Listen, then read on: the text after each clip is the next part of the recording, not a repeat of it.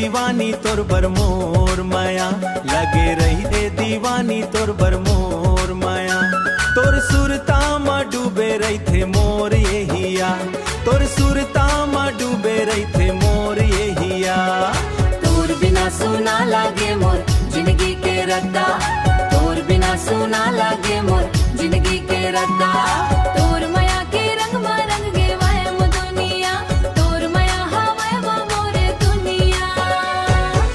जब ले देखे हों तोला पहली बेर संगी, दिल के कोना में बस के तय मोर जिंदगी। तोर हंसी के चमक जैसे चंदा के उजियारा, तोर संग चलना चाहो मैं जन्म जन्म सारा।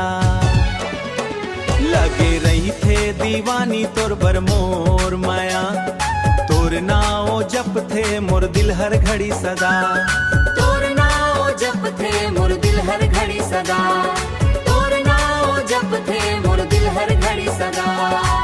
तोर हाथ धर के चलना है मोला राजा, तोर संग माँ मिले है मोला खुशियाँ के वजह। तोर संग माँ मिले है मोला खुशियाँ के वजह। बरखा के बूंद जैसे माया बरसाथे, तोर मीठी बोली मोला अपन बनाथे।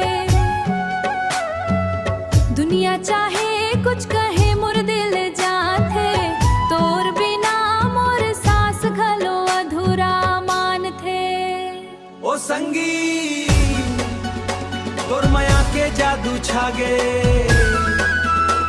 मोर मन के मंदिर माँ ते बस जा रे।